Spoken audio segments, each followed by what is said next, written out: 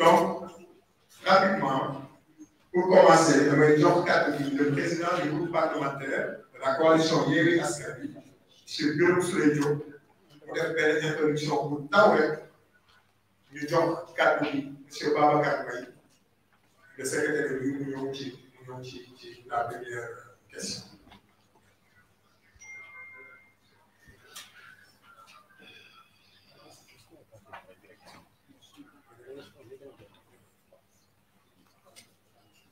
Donc, le président Birame Souleye Diop vient de demander directement.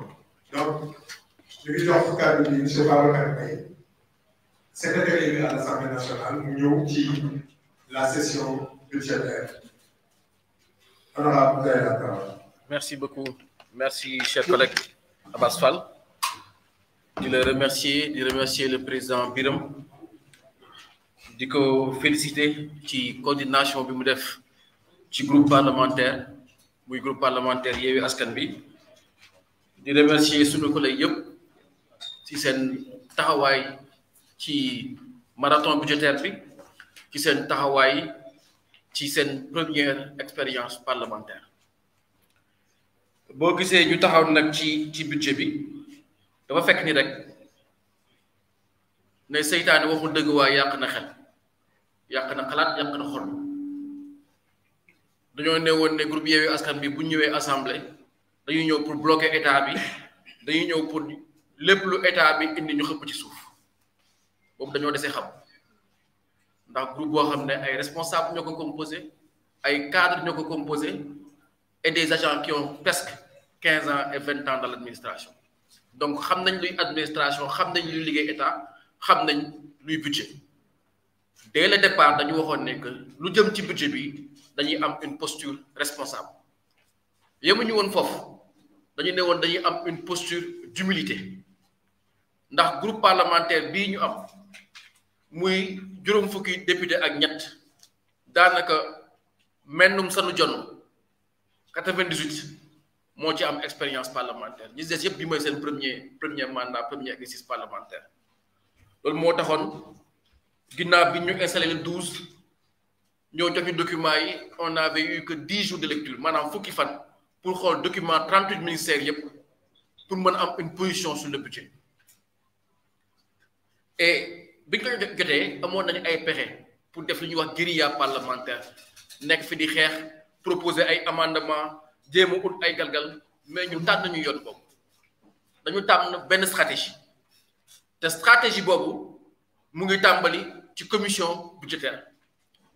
Bi ñu dem commission budgétaire bi ñu waxtaanee suñu biir dañ ñëwoon commission bi pour ñun phase jàngat la, phase appropriation budget bi la ndax dégg naa ñu bëri ñuy wax ni ñoom de biñ demee commission voté nañ budget yi, mais que il faut ngeen xam ni commission des finances daanaka juróom-ñetti député Yewwi Askan Wi ñoo fa nekk, groupe yëpp nekk du fa.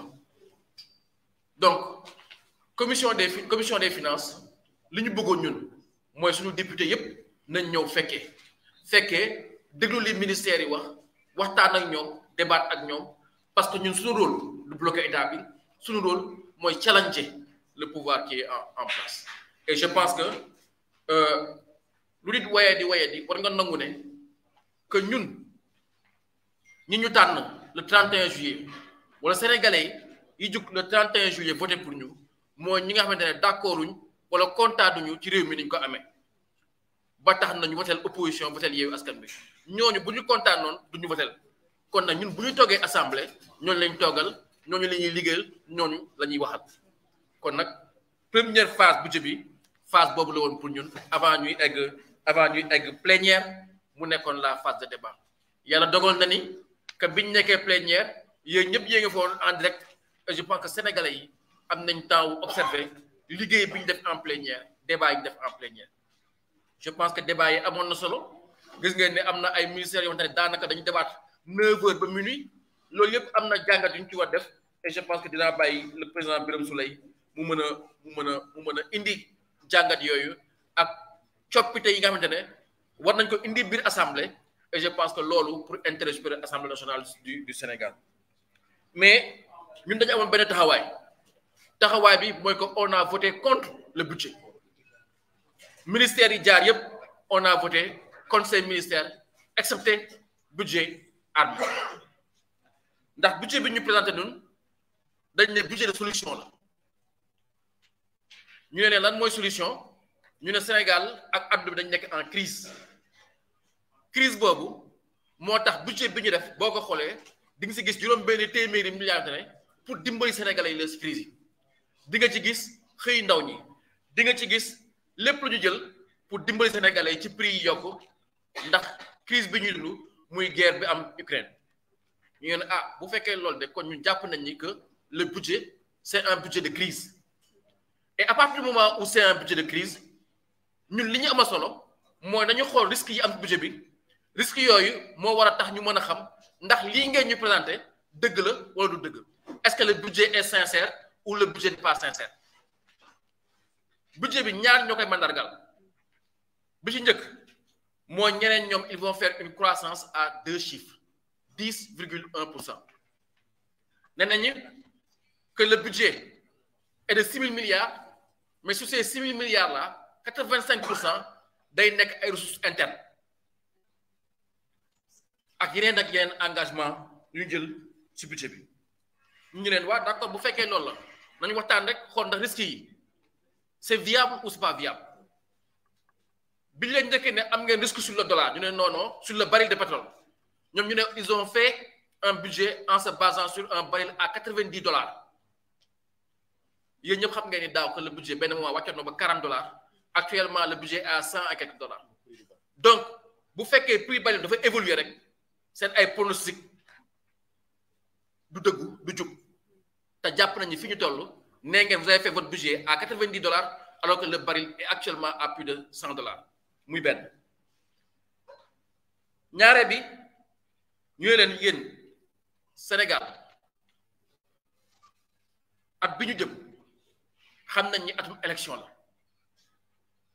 te Sénégal saa bu duggee atum élection mooy croissance am du yokk day wàññeeku suñu ay recettes du yokk day wàññeeku parce que généralement atu élection atu crise la atu moins-value fiscale la donc bu ngeen ñu ne yéen mën ngeen jógee de 4% à 10% si année bu xamante ne année électorale la ñun mënuñu ko gëm d'autant plus que bu ñu xoolee budget bi di ko jàngat ne ngeen jël ngeen juróom benn téeméeri pour dimbali sénégalais yi ne ngeen jël ngeen 150 milliards ko ci xëy ndaw ñi mais aussi jël ngeen ay junni ay téeméeri milliards yokk ministère de l'intérieur yokk ministère des forces armées maanaam budget police ak budget gendarmerie kon yéen lan ngeen di waajal bu fekkee da ngeen di yokk budget gendarmerie ak budget police yéen a ngi yokk asala répressif état bi kon yéen am na lu ngeen di waajal mooy que xam ngeen ni élection yi jëm Sénégal fi mu jëm contexte de crise la à partir de ce moment-là vous savez que vos prévisions ne seront pas viables donc pour nous au vu de ces risques-là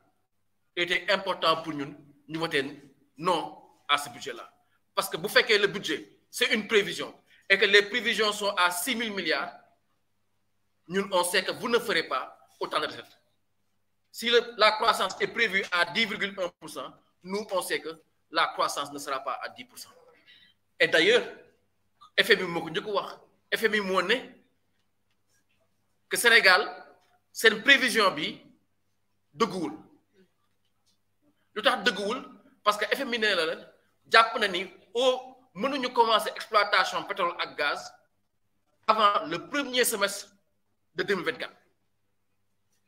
Gouvernement ne direct on va commencer au plus tard le dernier trimestre de 2023 xam nga date yooyu parce que la même chose donc bu ñu ñëwee woo ministre du pétrole mu egsi ñu ne ko mais ministre yéen 2 fois reporté ngeen début exploitation plus Sangomar ak Grand Tortue mu expliqué ñu c'est des incidents de force majeure qu'on ne maîtrise pas par exemple pour Grand Tortue faute bi mooy gaal gi mate ne la ñuy sukkandiku pour exploiter gaz bi dafa amoon benn typhon bu amoon gaal bi daal di dérivé chantier bi mu nekkoon cas de force majeure lan moo ñu mën a prouver ni que ni ngeen ñu waxee ne am na ay cas de force majeure que amul yeneen cas de force majeure yu tax FMI mën taxaw ne seen croissance bi wala seen perspective bi dëgguwul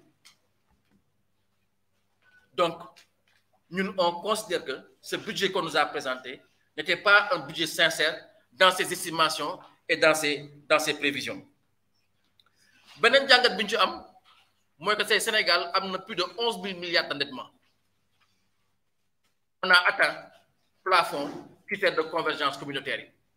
Même si on nous a dit qu'il y a un rebasement du PIB qui fait qu'on n'est pas à 70, on est à 67%. Ce n'est pas le plus important pour nous. Le plus important pour nous, moi, qu'on a plus de 11 000 milliards d'endettement. Et du ben yon du ñaar yon bu ngeen dégg président Macky Sall muy wax ni que il faut travailler à la rentabilité de vos investissements. Tay bo défé ay endettement den tabax un stade à Diamniadio de 150 milliards, tabax Dakar Arena, tabax Centre Abdou Diouf. Ce sont des investissements qui nous coûtent cher mais qui n'ont aucun impact sur la croissance. Aucun impact. Et le président le sait. La preuve, l'ancien directeur du port nous a toujours dit que le port était rentable, que le port faisait des bénéfices. Mais quand il y a eu le problème en Ukraine, qu'est-ce qu'on nous a dit? On nous a dit que le port est un problème parce que le port est encombré. Nous désencombrons le port, au niveau de la zone industrielle qui a été construite à Diamniadio. Et on a demandé au ministre, il faut nous évaluer le coût de cette opération-là. Donc ça veut dire que vous avez construit quelque chose à Diamniadio qui ne vous sert à rien. Aujourd'hui, vous l'avez transformé en zone d'entrepôt pour désencombrer le port. Où est la cohérence? Où est la logique? D'autant plus qu'on a une population très jeune. Et ça, notre président du groupe parlementaire l'a souvent relevé. On a une population très jeune. Sénégal, nous savons que l'entreprise, donc c'est là que pour dire que Sénégal, on va faire plus de 4 000 milliards de recettes. L'un moi que la fiscalité indirecte est en train d'exploser. Il y a des taxes partout et surtout. Et même on a des taxes comme la taxe sur les activités financières qui a les mêmes prévisions en 2021 et en 2022. On prévoit d'avoir le même volume de recettes et on prévoit de faire évoluer la croissance. Donc ce qui fait qu'aujourd'hui on a un problème structurel. Nos recettes n'augmentent pas et notre endettement a trouvé son plafond. Ils font beaucoup focus sur les partenariats publics-privés en pensant que demain, pour financer nos infrastructures ou notre développement, les partenariats publics-privés vont faire l'affaire. Ce qui est absolument un non-sens et nous ne sommes pas convaincus par rapport à cela. Et le que mandargal, moi que sur le budget, le ministre assume lui-même qu'il y a une baisse ou un ralentissement des investissements.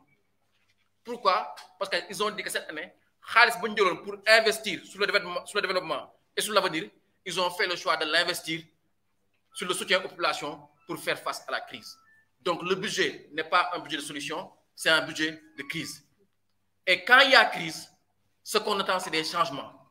Quand il y a crise, ce qu'on attend, c'est des réformes. Quand il y a crise, ce qu'on attend, c'est un repositionnement. Et ça, on ne l'a vu nulle part dans le budget qui nous a été présenté. Et comme nous doutons de la croissance, comme nous doutons des chiffres qui nous ont été donnés, la posture la plus responsable pour Yewwi Askan Wi, c'était de prendre date. De dire que le budget, nous ne faisons qu'un cadrage. Le budget, nous ne faisons qu'un cadrage. Ce que nous présentons, à partir de là, la posture la plus responsable, c'est de dire qu'on vote contre ce budget. Et c'est pour ça que, de manière transversale, de manière globale, on a voté contre le budget 2022 de l'État du Sénégal. Non pas pour bloquer l'État du Sénégal, non pas pour bloquer le budget, mais pour montrer au gouvernement qu'il y a des Sénégalais qui ne sont pas d'accord avec la manière dont ce pays-là est géré. Et dans le détail des ministères, si le temps nous l'avait permis, on aurait pu revenir. Juste quelques éléments. Par exemple, maintenant, on a un ministère de la souveraineté alimentaire. Le ministre quel est le périmètre de la souveraineté alimentaire? Parce que si vous avez l'aquaculture, le ministère de la pêche, ce n'est pas de l'économie maritime. Est-ce que sa place aujourd'hui n'aurait pas été dans le ministère de la souveraineté alimentaire? Non, non. Avec le président de la République, on va faire un CRD spécial pour définir le périmètre de la sécurité alimentaire. Ce qui veut dire qu'on vient de nous créer un ministère de la souveraineté alimentaire et jusqu'à présent, ils ne savent même pas où commence et où s'arrête la souveraineté alimentaire. Alors que tout le monde se souvient que Macky, quand il a eu sommet G8 en 2012, il avait lancé la NASAD, la nouvelle alliance pour la sécurité alimentaire. Ça veut dire que dans ce pays-là, on commence quelque chose année N 10 ans après doxuñu ci jéego yi. C'est l'exemple type de ce qu'on a fait avec la souveraineté alimentaire, où le président nous avait dit qu'on a atteint la souveraineté alimentaire. 2 ans, 3 ans après, c'est lui qui faisait commander des tonnes de riz pour distribuer aux Sénégalais. Ça, c'est un exemple type. Un exemple, nous le marqué, moi que Sénégal, il y a 20 ministères, ça ëpp na fi. Ku xol budget bi de bout en bout, li lay ñëk marqué moy que incohérence yi am ci architecture gouvernementale. C'est tellement évident. Et mën nañ jël exemple sur la question de l'emploi et les ministères qui gèrent l'emploi. Mën nañ jël exemple sur la question de l'entrepreneuriat et tous les ministères qui gèrent l'entrepreneuriat. Tay da ngay gis projet bu mel ne Promoville, la promotion des villes, mu nekk au ministère du développement communautaire au lieu d'être au ministère de la décentralisation et de territoriale. Lu mel ne PUDC qui est logé au développement communautaire au lieu d'être à la décentralisation et de l'aménagement du territoire. Le même le CMU, qui doit être au ministère de la Santé, qui est au ministère du Développement communautaire. Donc, la première réforme qu'on doit faire dans ce pays-là, c'est une réforme de l'appareil, de l'architecture de l'État. Puisque au moment où on parle, nous, on a acquis la conviction que ce pays-là, on peut le gérer avec maximum 20 ministères. Et ça, c'est un exemple. Comme tant d'autres, on les a vus et notés. Sans oublier de manière spécifique approche notamment sur la qualité de la dépense publique. La question des marchés publics. Ça a été soulevé plusieurs fois en commission et en plénière avant que le rapport d'Iguène. Parce que quand le ministre des Finances est venu, la seule réforme qu'il nous a présentée, c'est une réforme de la DCMP, de la Direction centrale des marchés publics. Alors que dans l'administration, la question des marchés est devenue un problème. La preuve, le président Maxal, le premier décret que le président a pris, c'est de lever les mesures du code des marchés. Dans le secteur du gaz et du pétrole, l'une des dernières mesures qu'ils ont prises, c'est de lever les mesures du code des marchés. Ça veut dire que le code des marchés est un problème pour l'administration. C'est un problème pour la qualité de la dépense publique. Qu'est-ce qu'ils ont fait comme réforme? Rien, à part une réforme de la DCMP, soi-disant pour intégrer la question des partenariats publics-privés. Et on peut encore déplier, notamment sur la question des institutions budgétivores. Aujourd'hui, le Haut Conseil, nous savons qu'ils ont été élus, la liste est sortie. Mais pourquoi ils ne l'ont pas encore installé? Parce qu'à Aminata Mbengue Ndiaye de Paris, il y a le feu. Mais comment on peut bloquer nos institutions pour la question d'une seule personne? Ça veut dire que ça ne sert absolument à rien. Une question qui est revenue et qu'on a refusée. On a vu dans le budget de la présidence un budget de 6 milliards pour le building administratif. Quand il y a des dépenses sur le building administratif arrêté? Combien de dizaines de milliards on va mettre dans le building administratif? Ce building-là est le premier scandale avant la question de la Cour des comptes.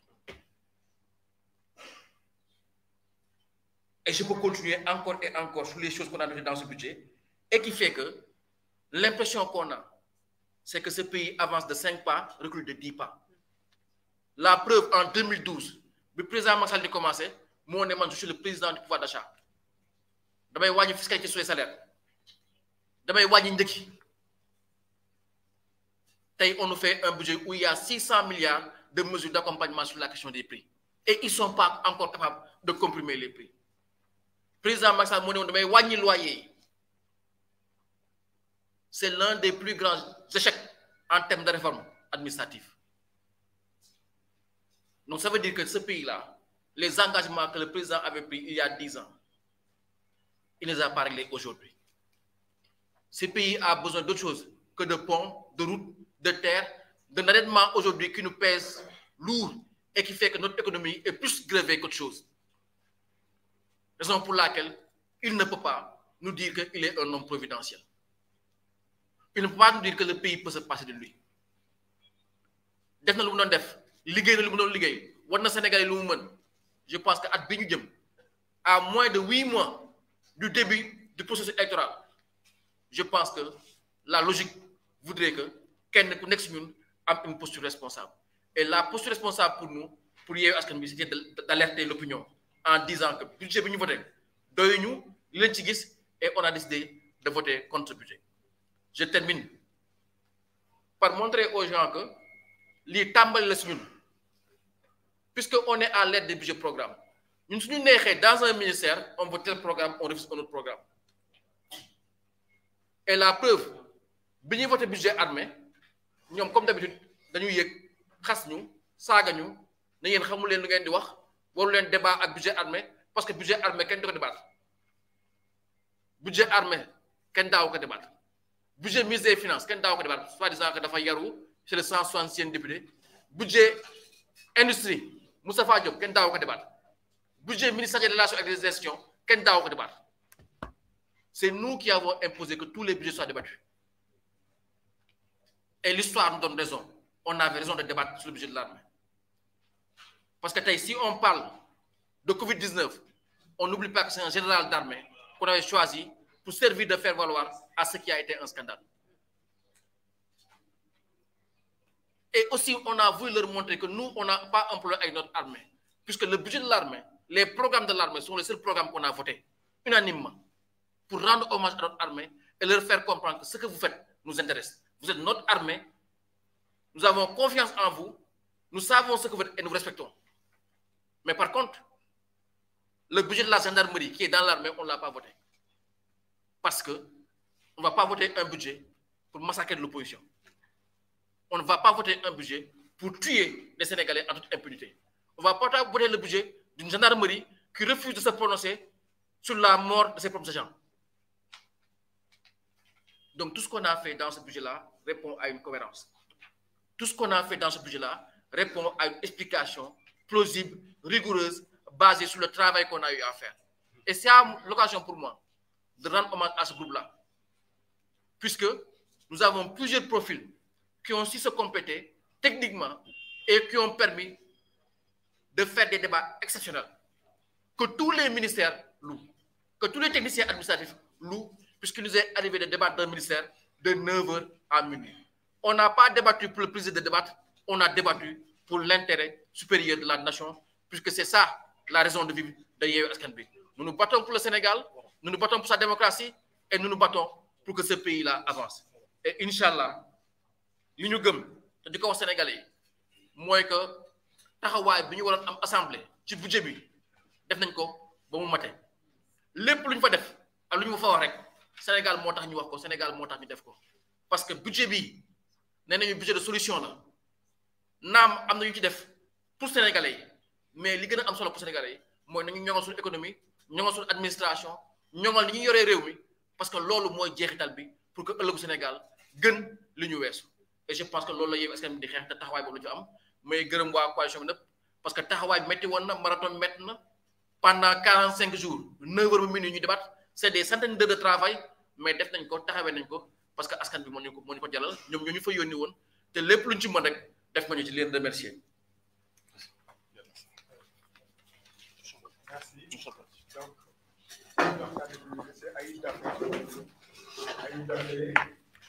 Va revenir sur la parole des